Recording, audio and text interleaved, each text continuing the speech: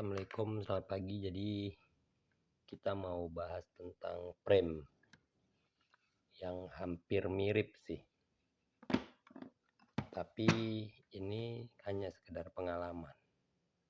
Kalau bagi saya, sebetulnya buat kawan-kawan yang nggak mau ribet upgrade, walaupun itu upgrade santai lah, lebih bagus milih SIG 17. Dikarenakan SIG 17 ini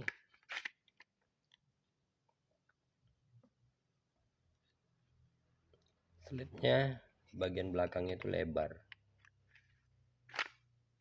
Jadi ketika dilepas pun dia tidak mempengaruhi si spring gate.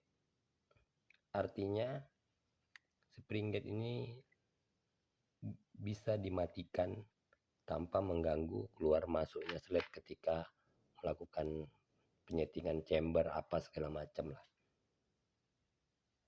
Lain hal dengan Q1. Q1 itu ketika mau mendorong slide keluar, otomatis spring gate-nya harus ikut. Jadi kenapa Q1 ini sangat susah disetting ya karena itu spring gate-nya itu main. Spring gate-nya itu main. Ada beberapa kasus kemarin. Kasusnya maksudnya hal-hal yang di luar logika lah. Jadi ini Q1 standar. Karena berambisi mau menaikkan FPS dengan mengganti pair yang lebih besar sedikit dari pair bawaan. Jadi saat dikokang, sebetulnya kan karena di dalam jadi nggak nampak. Saat dikokang itu sebetulnya pistonnya menunduk.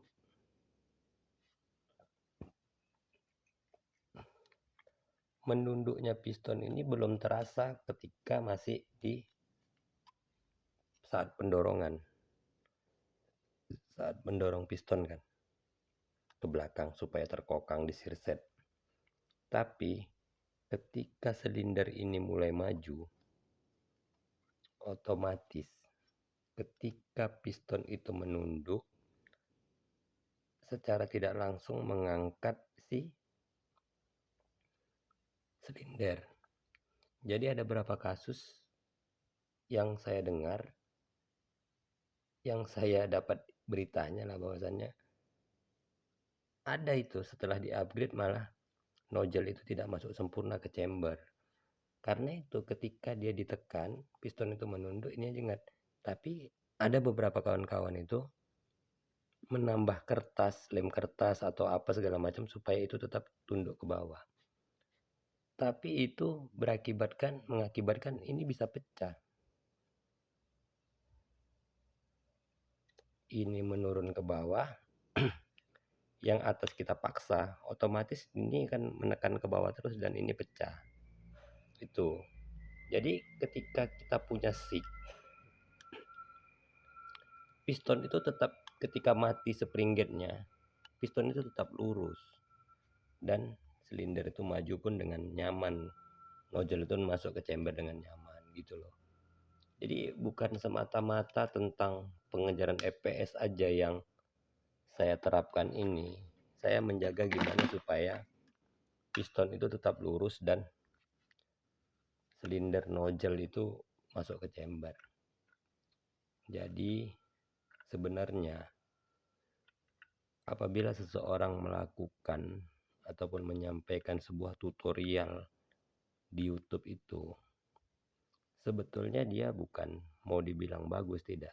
Dia berharap ketika ilmu ataupun tutorial yang dibagikan itu diterima oleh orang lain dan dikembangkan, dan itu akan menjadi lawannya kelak. Karena apa? Ibaratnya begini, jika seseorang memberikan bibit itu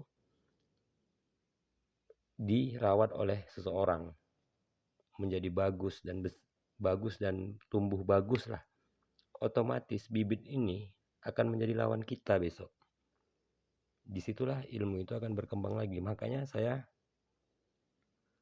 selalu ingin berbagi, bukan untuk itu saya juga ingin bertambah ilmu saya. Mungkin setelah saya sampaikan ini ada lagi orang yang bisa membuat lebih gampang, lebih mudah, lebih murah. Dan itu dampaknya akan berlanjut ke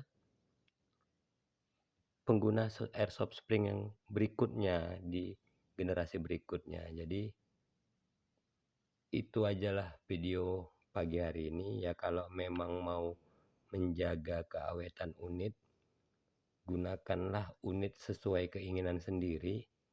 Tapi kalau mau gampang upgrade-nya, saya suruh pilih SIG 17. Paling gampang dia karena bisa dimatikan langsung. Kalau ini kan agak susah. Walaupun ada tanpa yang saya buat ini, ada orang yang tanpa yang saya seperti yang saya buat ini bisa mencapai 400, ya mungkin beliau punya trik lain. Jadi itu ajalah video pagi hari ini. Assalamualaikum, salam spring.